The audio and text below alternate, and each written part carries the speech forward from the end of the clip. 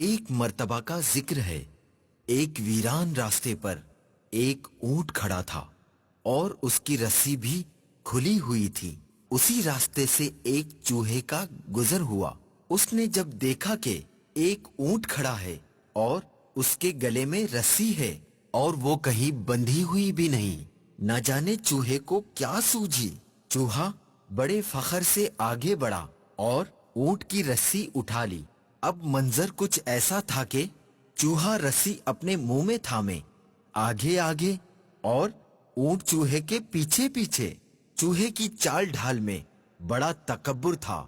چوہا دل ہی دل میں اپنے اس کارنامے پر بہت خوش تھا کہ اتنے لمبے اور بڑے جانور کو میں اپنے پیچھے پیچھے گھما رہا ہوں۔ ہاں ہاں ہاں ہاں، دیکھا، اتنے لمبے اور بڑے جانور کو میں اپنے پیچھے پیچھے گھما رہا ہوں۔ اونٹ سمجھ گیا،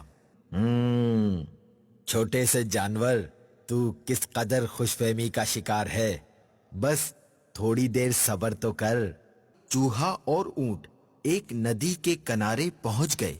ندی دیکھ کر تو چوہا ڈر گیا، چلتے چلتے رک گیا۔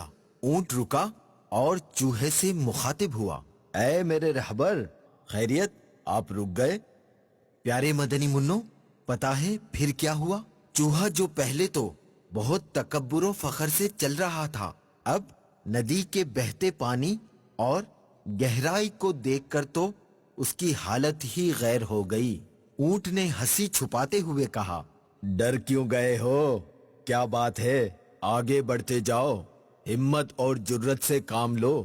چوہے نے ڈر کے مارے ہلکی سی آواز نکالی اور بتایا کہ پانی بہت گہرا ہے، میں تو ڈوب جاؤں گا۔ اونٹ نے کہا، میں دیکھتا ہوں پانی کتنا گہرا ہے۔ پھر وہ ندی کے پانی کے اندر اتر گیا اور چوہے کو بتایا کہ پانی کوئی اتنا گہرا بھی نہیں، بس گھٹنوں گھٹنوں تک ہی تو ہے۔ آپ آئیں آگے تاکہ میں آپ کے پیچھے پیچھے ندی پار کر سکوں۔ یہ سنتے ہی چوہے کی تو گویا جان ہی نکل گئی ہو۔ بڑی عاجزی و انکساری کرتے ہوئے چوہے نے کہا، پانی تو آپ کے گھٹنوں تک ہے، میں تو ڈوب ہی جاؤں گا۔ چوہا سمجھ چکا تھا کہ وہ جس بات پر غرور و تکبر کر رہا تھا یا وہ جس خوش فہمی میں تھا وہ درست نہ تھی۔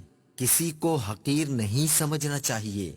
چوہا اپنے کیے پر بہت شرمندہ تھا۔ کبھی اپنے آپ سے کمتر کسی کو نہیں سمجھنا چاہیے۔ ہر چیز کی اپنی اہمیت ہوتی ہے۔ آؤ میری پیٹھ پر بیٹھ جاؤ۔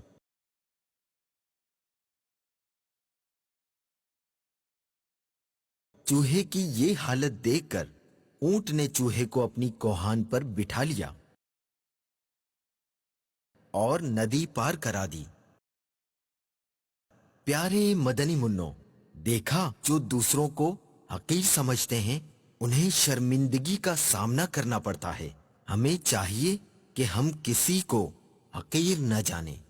تو پیارے مدنی منو، آپ نیت کرتے ہیں نا کہ آئندہ کسی کو حقیر نہیں سمجھیں گے؟